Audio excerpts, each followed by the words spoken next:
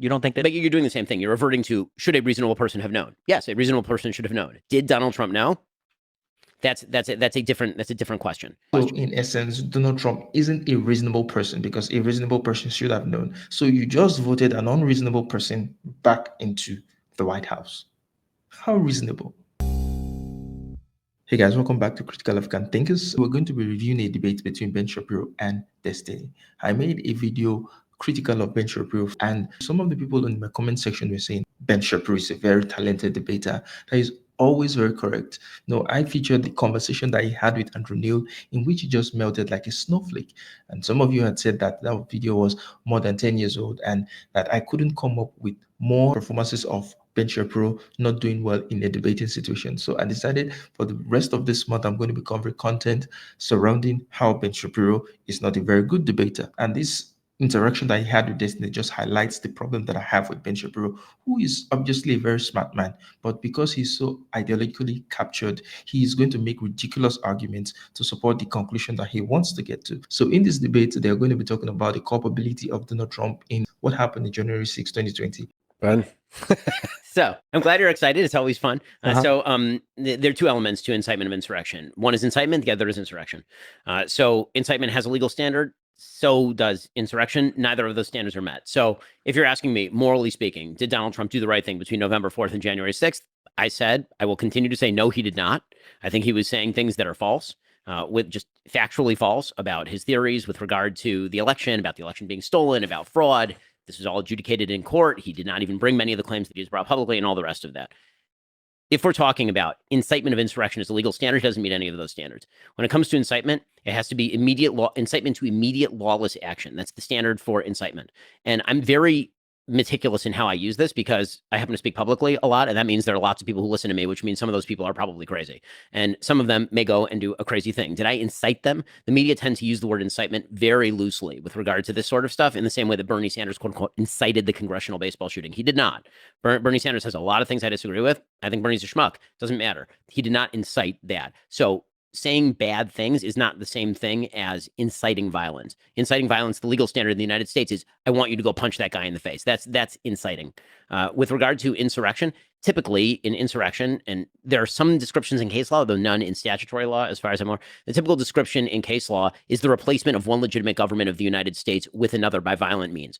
The notion that Donald Trump coordinated any such insurrection is belied by the FBI itself. The FBI put out a report in, I believe it was August of 2021, suggesting that there was no well-coordinated insurrectionist attempt coordinated by the White House.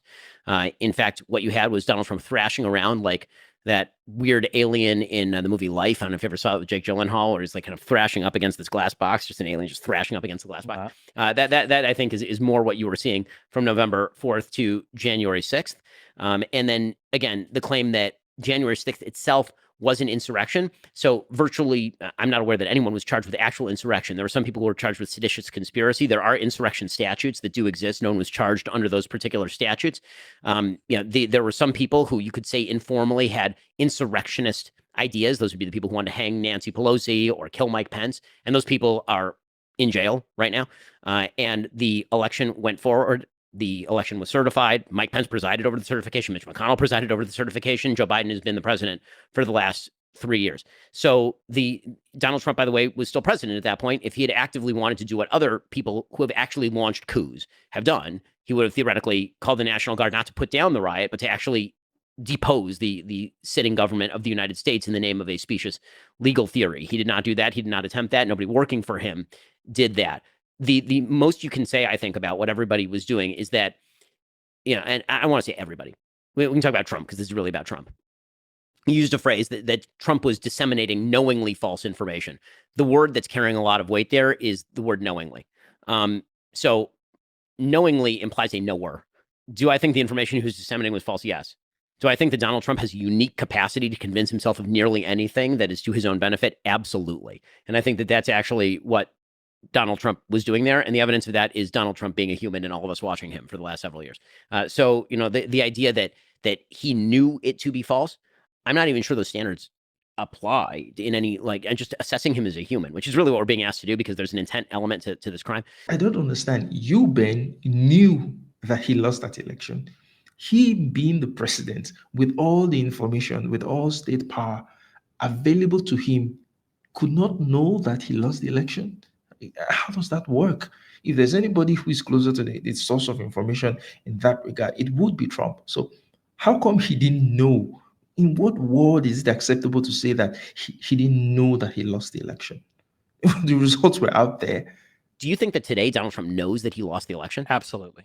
So I don't actually. I think But that, so I'm glad that you have the attorney background. When we are assessing mens rea, when we're looking at certain criminal statutes where intent is required, it's a reasonable person standard, right? Like, would a reasonable person have known that they were?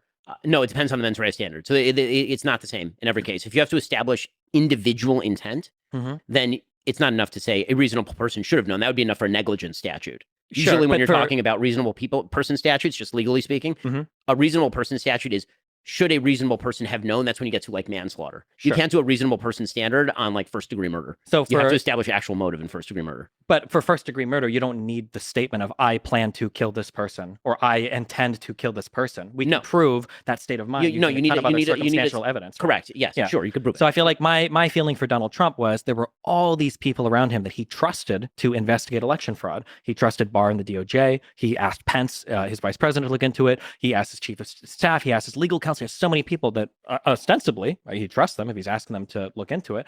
And when all of them looked into it and reported back to him, no, we found nothing. Unless we're going to literally make the concession that Trump might actually be a delusional psycho man, at that point, should he not have realized, like, well, okay, maybe there's nothing. I think he should have realized the day of the election that he lost the election, but that's not. But that's sure. But I'm just asking. I'm saying that, like, at that point, should he not have known that for him to go and propagate those claims that he'd asked all of the people he trusted to research, and then for him to take those claims to Michigan and to Georgia, and then publicly and to try to convince people to throw out the election. Everyone around him, if people that they asked to go verify the election came back and told him that he lost, and he still says he did not lose. If he still refuses to admit that he lost the election, then he's got to be a delusional psychopath. Ben Shapiro is in effect agreeing to this, but on the other hand, he's doing this weird dance where he's admitting but he's not admitting. He's acting confused. You don't think that? But you're doing the same thing. You're reverting to, should a reasonable person have known? Yes, a reasonable person should have known. Did Donald Trump know? That's a different question. So in essence, Donald Trump isn't a reasonable person because a reasonable person should have known. So you just voted an unreasonable person back into the White House. How reasonable?